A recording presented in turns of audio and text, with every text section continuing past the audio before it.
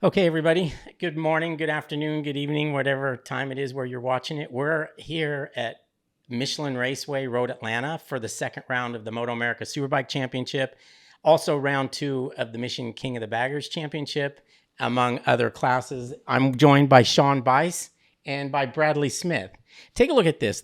Don't, hold me responsible for my printing, but yeah, great handwriting. I just did a quick list of all the things that this guy has done, and I probably knew a quarter of them and thought a quarter of them was a lot. I don't know what kind of order these in, so don't hold me to it, but test rider for BMW World Superbike, World Endurance Race, Yes. World Supersport, Winner. We're going to get to that, World Supersport, MotoGP test rider for Aprilia, Yes. a scooter championship series Yes, that you were putting together. Yes. 125cc GP, Moto2, MotoGP, MotoE, podiums in all of those. Yes. I didn't believe the MotoGP one, honestly. I had to double check it. I had two. Okay.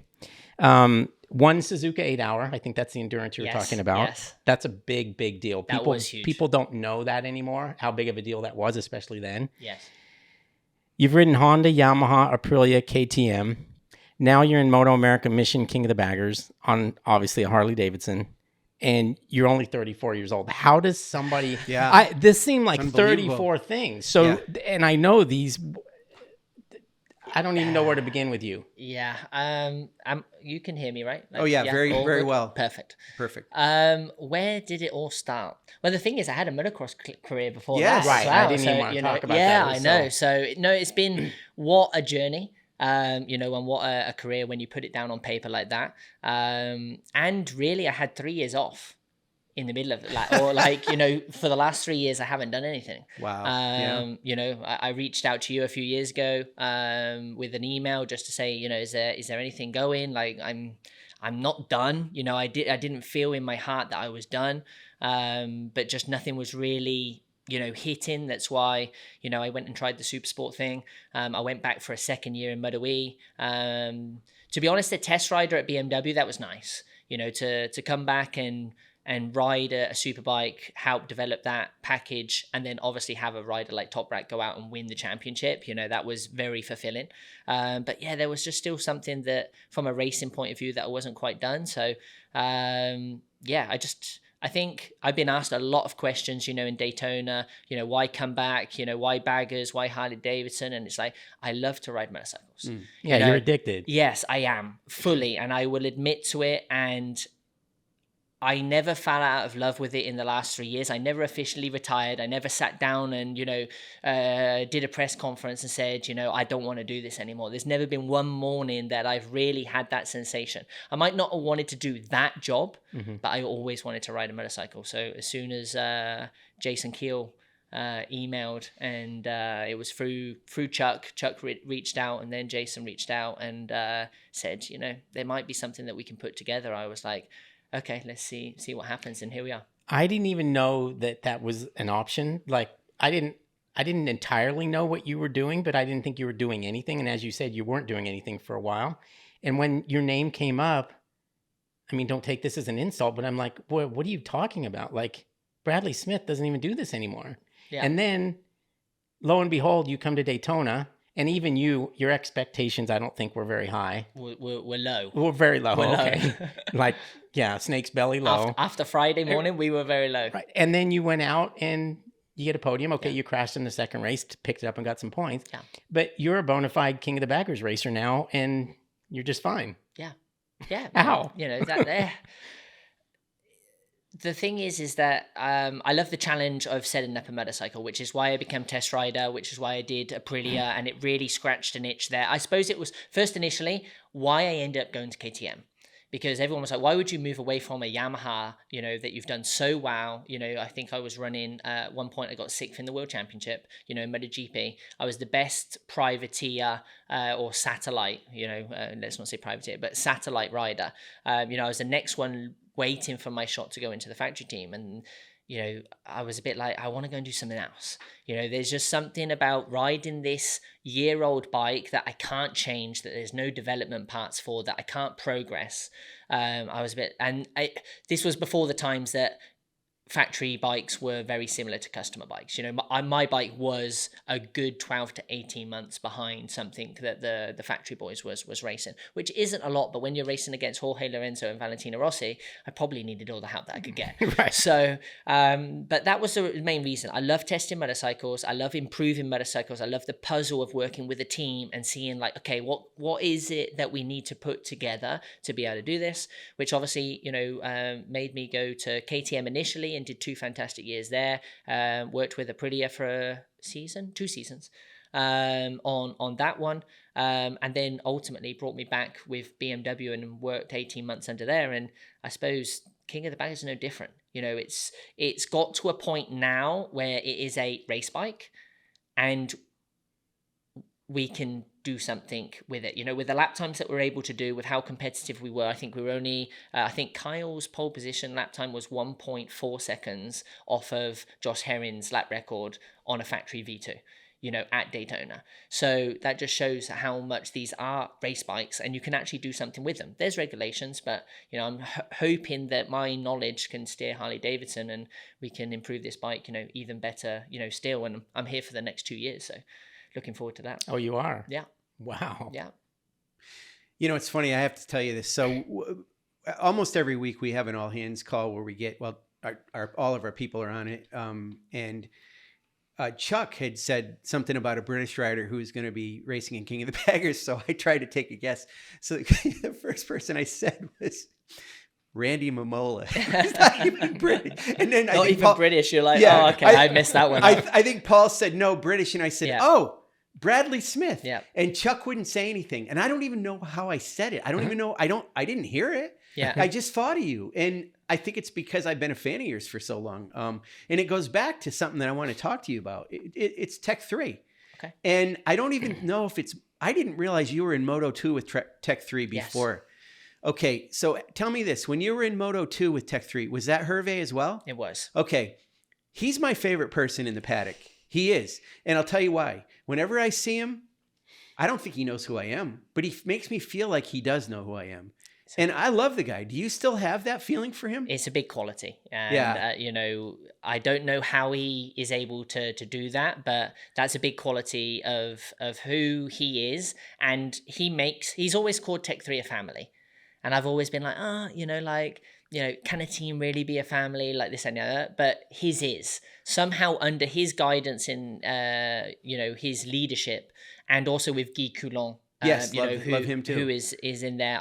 You know, fortunately for me, Guy was technical designer, let's say, of the Moto2 project, and then he was my crew chief in MotoGP. So I did 2 years in Moto2, 4 years in MotoGP with Tech 3. And somehow Hervé does make you feel special in that moment. He makes you feel important part of that group, and he makes everybody feel like that within the team. So you know, he does a great job there. You know, he's always great with the camera. He always knows the right thing to do. You know, he plays up to it as well. He knows that this is, you know, not only a business but also a show. So you know, he does both very well. I spent a lot of time down in Le Lavandou, which is basically Toulon, south of France, Côte d'Azur, if anyone wants to Google it, which was where the team was based. And yeah, amount of times that we'd be in flip-flops and shorts, he'd ride me on the back of the T-Max, lean way too much so that we're scuffing the stand on the floor on the way to the beach. We'd go and swim for 15, 20 minutes just, you know, because he wanted a break from the office, and then we'd ride back. And, you know, that would be, you know, how we'd spend our evenings and our afternoons. And yeah, I had a great 6 years there. I don't think anyone gets to stay there for 6 years, you know, if they don't jowl with how that works. And they, put a great program together for me to finish 6th in the world and get 2 MotoGP podiums. You just emphasized something. So yeah, you've had a very productive and fruitful career and bounced around a fair amount in a short amount of time. But within that whole thing, you were 6 years with Tech 3. That's pretty amazing. Yeah. Yeah. So I ended up, I think it was 2 years. I've always tried to do 2 years in a team because I really think that like the first year, you know, you get to know each other, and, you know, and then that second year you can really squeeze the lemon dry. So I did 2 years at Repsol Honda. Polaris World ended up being 1 year, 2 years at Aspar in 125s. And then, 6 years completely then at Tech 3, 2 years at KTM, 2 years at Aprilia. So yeah, like is how I try to do my deals as much as possible, and always nice that the team was willing to do that as well. Not many people get 2-year deals or 3-year deals in motorcycle racing. They're usually 1-year deal, and they spend the off season worried, and then they somehow get another ride. Yeah, or not even off season worried. Like, you're constantly worried during the season. Yeah. You know, and this is a psychological sport. You have to feel confident. You have to feel happy. There's a togetherness, you know, when a mechanic pushes you out, or when a team manager gives you a thumbs up, or, you know, when you really have to dig deep for that 0.2, 0.3 of a second, you don't want to feel like you're doing it alone. You know, although you don't want to feel like you're doing it alone. And when you do feel that security, and don't get me wrong, I know that not everybody can be in that situation. You know, there's sponsorship, you know, there's numerous different things that come into a race team, but there is just something about going to do things, knowing that you have a 2-year plan. You know, if things aren't going quite as well as imagined, you know, for the first 6 months, you're not looking over your shoulder, and you can just build that relationship. And it's just, I always think that at the end of those 2 years, normally everyone is pleased with, you know, how it worked out. If you only do one, it's always like, shoulda, woulda, coulda, you know, never quite got, you know, the maximum potential from the rider, or things went wow at the last couple of races, but, you know, they'd already signed somebody else, or et cetera, et cetera. So, you know, I've been fortunate position. It's not easy, but yeah, 2 years are nice. Back to baggers for a minute. Go ahead. Daytona was obviously a success for you. Like we already mentioned, it surprised you, it surprised me, it surprised Sean, it surprised probably everybody there. Now we're at Road Atlanta. Yes. Is the bar been set a bit high because of Daytona, or doesn't it matter? I think Daytona started off a little bit worse than I imagined. We were trying to make a slipper clutch work, and it didn't all of Friday. So I think it exaggerated kind of my lack of performance to my improvement. But yeah, the championship, I think coming into the championship, first and foremost, what Troy Herfoss did last year, coming in blind to circuits and winning, you know, King of Baggers, is extremely commendable. You know, something that would be very, very difficult to replicate. And I don't think that enough people realize how difficult that is from a rider point of view, especially in baggers when maybe we don't do quite as many laps during a race weekend as, you know, other championships out there. You know, it's very difficult to learn a track in 25 minutes. You know, like extremely difficult. So yeah, for me to come in and try and learn Daytona, get up to race speed with guys that have been in between 1 and 4 years, and also racing in some of these tracks for the last 10. You know, some guys, you know, even more. Yeah. There is a plug and play. I got caught out in Daytona. Why? Because there's a seam.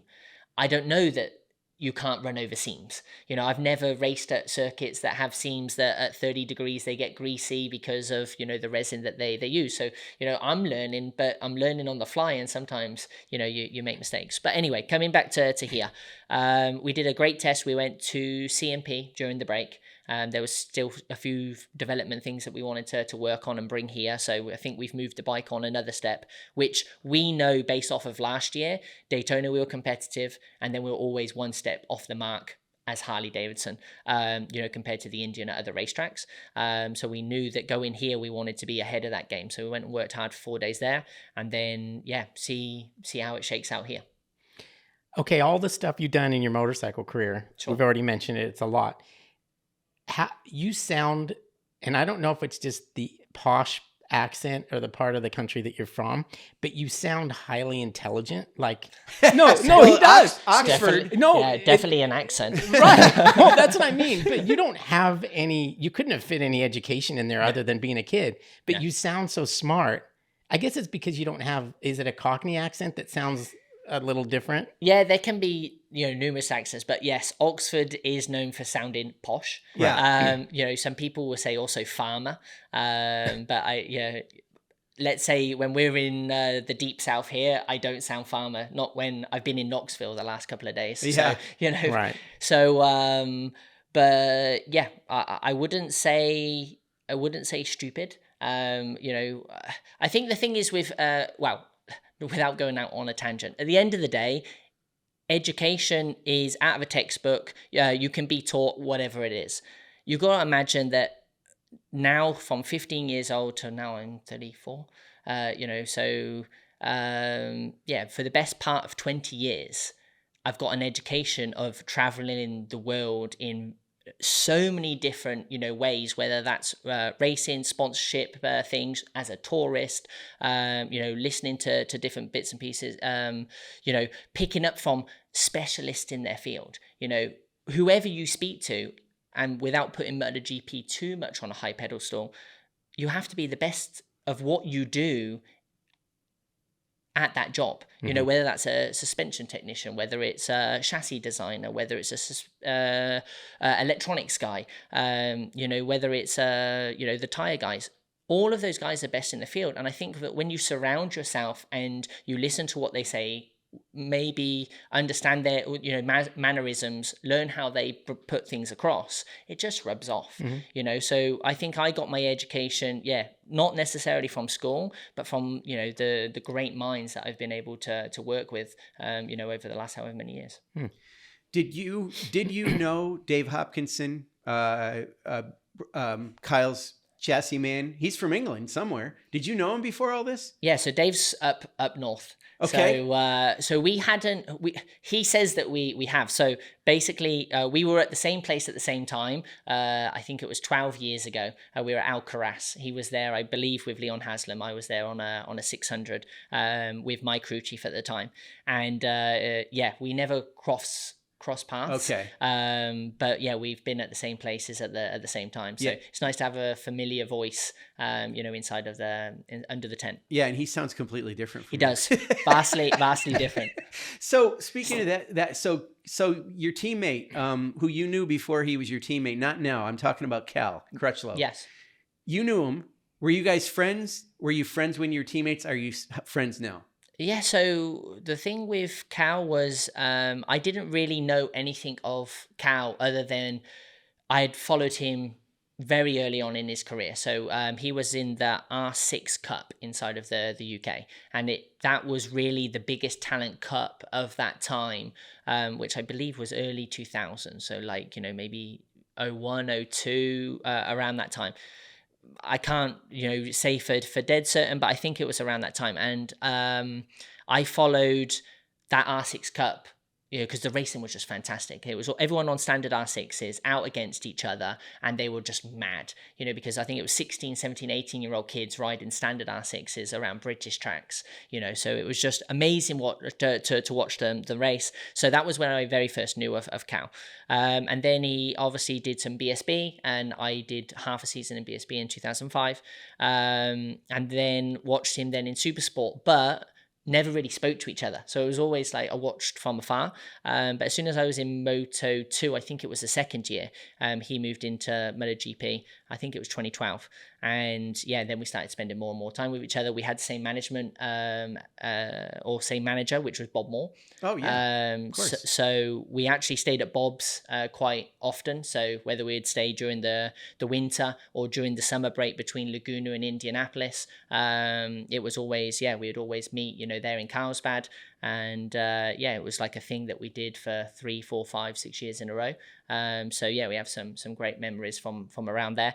I know that he's in Dubai and still doing bits and pieces for Yamaha. So we don't speak necessarily as much as we once did, but keep an eye on each other. So that's cool. So speaking of being in California, you have been there with Cal and also hung around Josh Hayes a little bit. Yes. So I'm sure bicycling was part of that. Yes. Yeah. So Oceanside cycle track definitely got a lot of riding. There's a headwind always somewhere along that cycle path. You can guarantee it. There is. I obviously spent time there with Josh when he was in Oceanside, and then he's moved inland a little bit. Done dirt track. Melissa's always been very kind to come on rides with us and always welcome us into their house, dirt track, around their oval. So it's just those two are awesome people.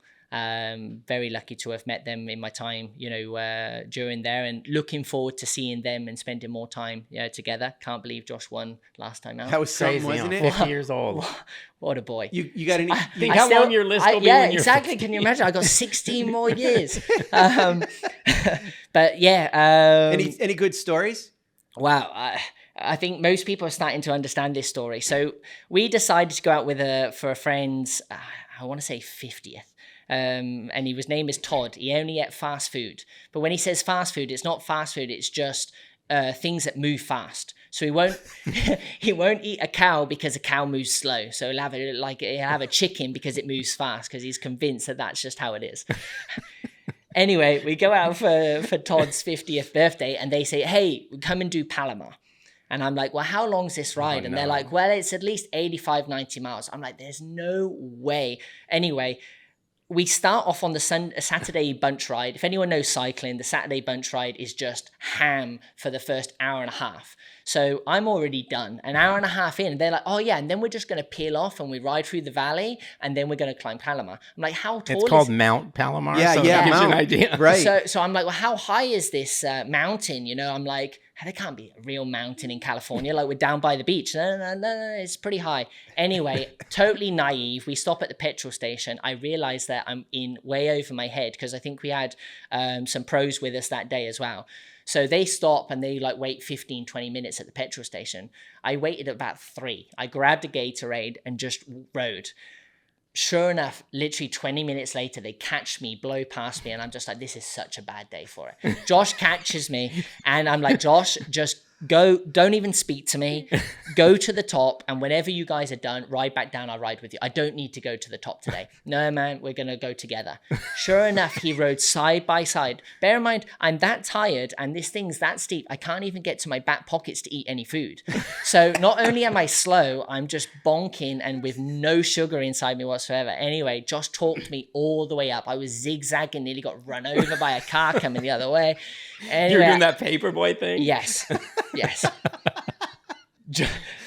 Josh is definitely questioning his life choices at this point. You know, he's just like, he could have walked faster than I could cycle. Anyway, I get to the top. Everyone starts cheering. I'm that done. I don't even grab my brakes. I just ride into this coat rack, and this coat rack had about $500 coats on the outside. I must have greased with my chain about 5 of them. At this point, I don't even realize I've walked inside of the shop, didn't even realize there was glass in the fridge, hit my head on the glass, anyway, I'm trying to get all this in. I walk back out and Josh is like, we need to go. I'm like, why? He's like, because you've chain ringed about 5 $500 coats. And if anyone realizes in any amount of time, you're in for a $2,500 thing. So basically, long story short, we got home. I'm sorry to Palomar shop up there. I didn't mean to ruin it, but it was a bad day for me on a bicycle. But yeah, Josh taught me through it. So who the hell puts a store on the top of a mountain? Luckily, it was there's there. a town up there. Yeah. Oh, there is. Yeah. Luckily, it was there. But there's a town. Yeah, I'm sorry in advance. I've been asked several times to do that ride, and I always think of your story, and I'm not going to do it. Avoid it. No, Avoid it. It's not even fun. No, yeah, I can't imagine. Also, you can't believe as well, you know, without going on tangent, the moment that you get more inland, you know, so you go 10 miles from the coast, it goes up 10 degrees. Yeah, at least. And then the humidity goes through the roof, and then there's no, literally, there's no shops to stop, you know, by and this, that, and the other. So, yeah, I've got so many stories and memories. Yeah, we'd be 5 hours if we went into each and every one of them. But I mean, how did you, that's a huge credit to you that you actually did it. I mean, I can't believe, I know, Josh, you don't want to let him down or whatever, but at the same time, you were really wanting to do that for him probably. Why were you doing that?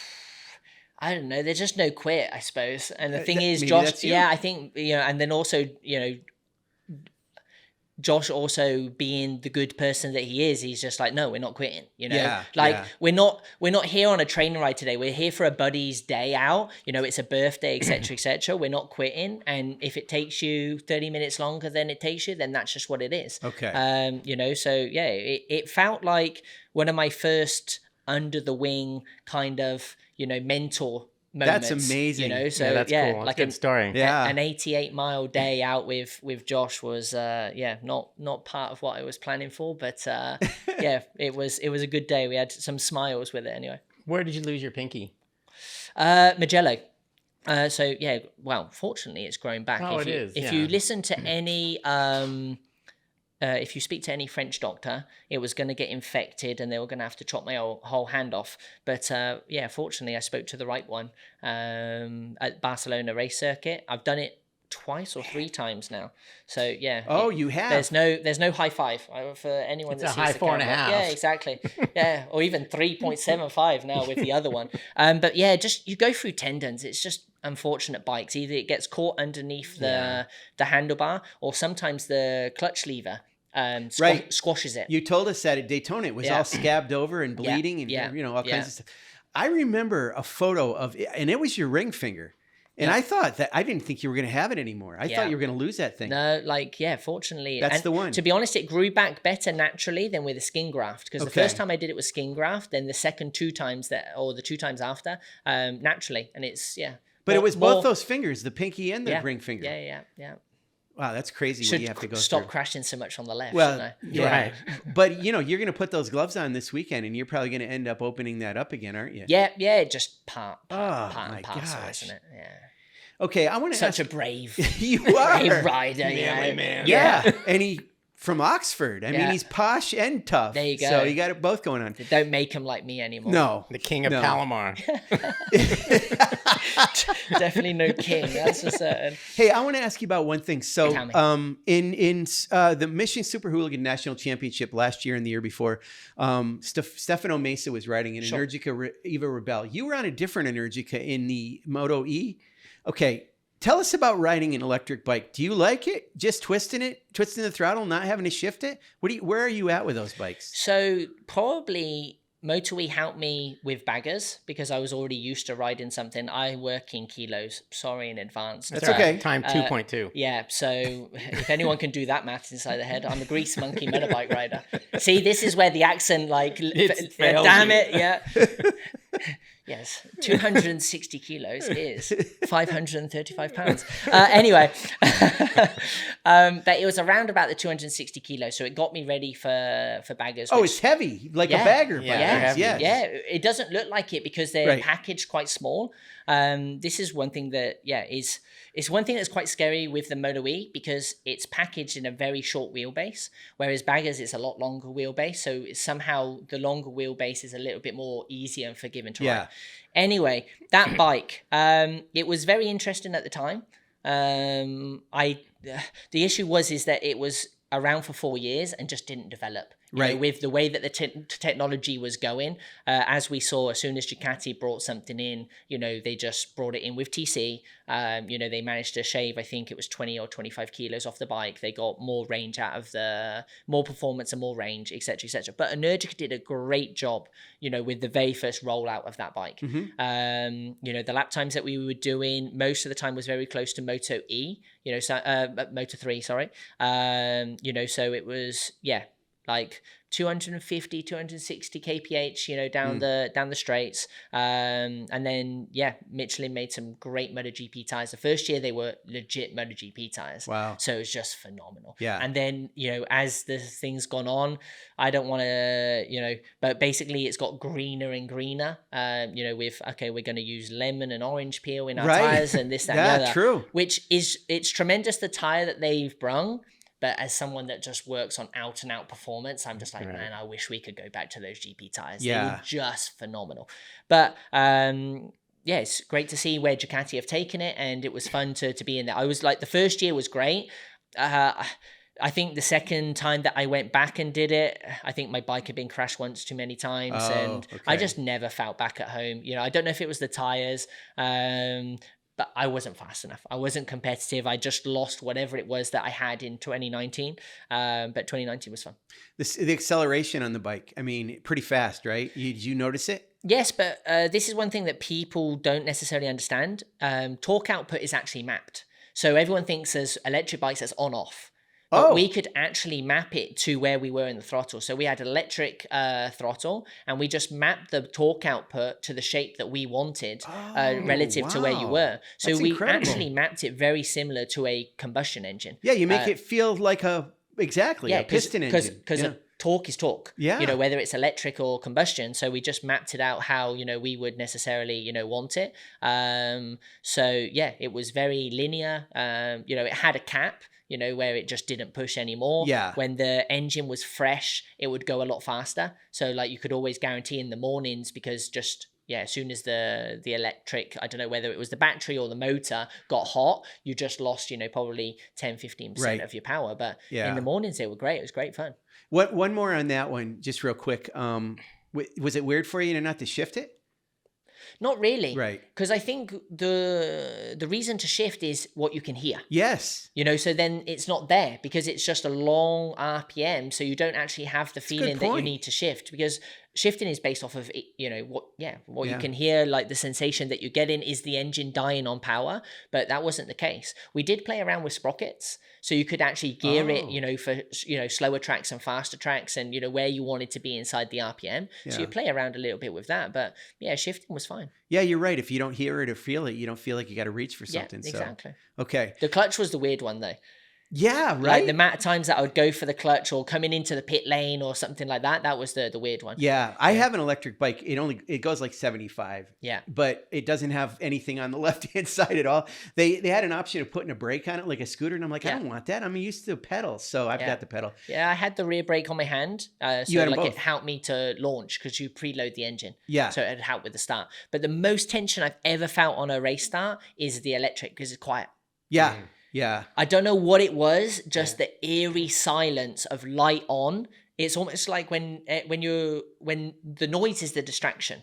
So when you're like, you're there and everyone's like, bah, and then goes, it's somehow that noise kind of blocks out everything else. Sure. That's what made it like 500 GP back in the day. Yeah. When they had push starts. It'd be dead quiet, and then you'd hear pitter, patter, patter with their feet, and they all fired alive. Which I imagine is, was amazing. But that was the eeriest thing, and just give me kind of like goosebumps every time. It was just crazy. Like, ready? Okay, deep, because you can almost, you can hear yourself breathe. So when your heart rate's up and you can hear yourself breathe, right, or I like sometimes would shout at myself, like to get myself like amped up. But I couldn't shout at myself inside of MotoE because everyone would think that I'm completely mad. What's wrong Somebody with this help guy? him! Help him! Exactly. So okay, I got one more I want to ask. Sure. So you've ridden a lot of different bikes. You started off in motocross, and I'm sure back then they were two strokes. Where are you at? 2 strokes, 4 strokes? You still love 2 strokes? You rode a 125 for God's sake.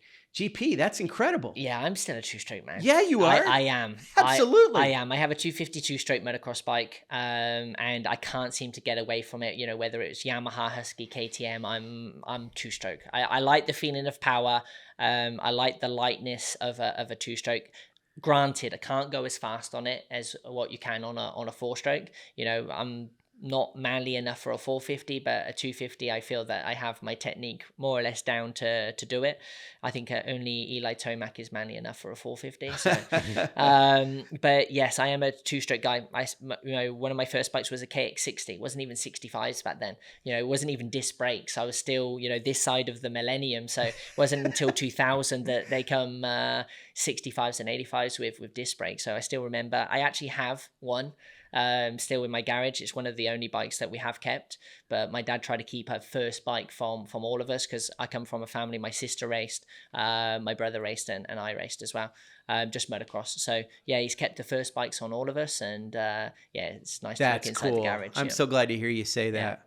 Yeah. I mean, I think we're set. Yeah. I mean, I think we're set with that. I mean, it's going to be interesting to see how you acclimate to Road Atlanta. You've never been around the track. Well, I came for the Yamaha Champ School 10 days ago. Okay. So I have a good relationship. We spoke just off air, but one of the reasons that I was in Utah in 2013 was to do the Yamaha Champ School. So I did 2 days before, and then I stayed on to watch James and Corey Alexander, James Rapoli, and Corey Alexander race in Utah, Salt Lake City. So that's why I was there, and then. Yeah, I haven't been able to be back at a Yamaha school for a while because none of my employees would allow me to be able to do it. Understood. But then this year, now that I'm back, and Harley-Davidson are quite flexible because Kyle Wyman's a coach there as well. Yes. So managed to come here and hang out with the guys about 10 days ago. So that's good. And it's legal because it's not on your race bike. Right. Yeah. Right. Yeah, exactly. Okay. I'm going to jam one in real quick. Go for it. Just because we really like this guy. Paul and I like this guy a lot. And we can't believe he's back in the paddock again. Claudio Corti. How in the hell did you get hooked up with that crazy person? And he's your crew chief, for God's sake. Yes. Cool. We could do an hour podcast just on that. So, Yeah, I know. I'm sorry. I shouldn't have ended it with that. No, but me and Claudio raced against each other in 2012. Claudio was someone that I watched in 2011 from afar. I remember him carrying around a fake cigarette because I didn't know at the time. I just thought he was being an idiot. Or being Claudio, probably. But he would carry around this fake cigarette. He'd have a bowler hat, which was all to do with a sponsor. But and I was so judgmental back then as well. I think maybe it was even 2010 as well. Yeah, I was like, who is this guy? But funny enough, then we started racing against each other in 2011. We had the same physio at the Clinica Mobile, and I would always follow him in. And I actually started to realize this person that in front of everybody was kind of a show off. Actually, behind closed doors, actually once you got to speak to him, was a real switched on smart individual, which I shouldn't have not realized, because you don't have success in anything in this world, from it. But I just went, judgment Brad over here, completely wrote him off like I'm never going to like that guy. Anyway, fast forward, we raced against each other. He will remind you, whether you ask him or not, that he beat me in the last lap at Silverstone Moto2 because he caught me and passed me in front of my adoring fans. Oh, no. And he will, at least once a month, send a picture. At least once a month. Even though we've all seen it, send a picture. Anyway, we then moved to MotoGP together. He was on the CRT program, and with Forward Racing for a couple of years. And then he disappeared. We kind of didn't really know where he'd gone. I see obviously that he come over here and done Aprilia with MotoAmerica. And then in 2017, he just appeared back. I think he'd done it was the year that he did BSB. And he just appeared from nowhere at Silverstone. And it was like, we hadn't left. I think it'd been 5 years that I hadn't seen him. So he just hung around for, an hour or so at Silverstone. I was just like, what you been up to, et cetera, et cetera. But from that kind of point, we just never really lost contact after to that. At that point as well, I had just moved to Monaco. He's 3 hours down the road in Milan. So we'd catch up, at least once or twice a year, whether it would be at track day, motocross or something like that, and et cetera, et cetera. Then we worked together at Aprilia. He came and helped me out as a rider coach my second year at Aprilia when I got a chance to get back in a full-time seat during COVID. Then we've, set up little bits and pieces and done a bit of rider coaching between now and then. Anyway, I decided, and Jason Keel, gave me carte blanche really on who did I think was the right person to bring over and bring a different point of view to Harley-Davidson racing. Just someone that, whatever it was, who did I think that person was? And I racked my brain, and I've met a ton of people along the way, but there was just something about bringing a racer that I could talk to, someone that had been here and knows how it works inside of MotoAmerica, knows the tracks, etc., etc. But then also someone from a racing aspect that has been in so many different championships, just like myself, and been very successful. And it was just him, and, we had to take baby steps the first couple of days, walk him through the process of what a bagger is and, how it kind of goes together. And, the team did a great job in bringing him up to speed. And I think Awesome. so far it's working well. And yeah, I think it's so good. cool. I just let him down in the second race in Daytona, but put a few things right hopefully this Tell week. him to quit sending the photo and you'll quit crashing There his you go, bike. Exactly. It's too much. exactly. But yeah, that brings him here. So we're going on this journey together.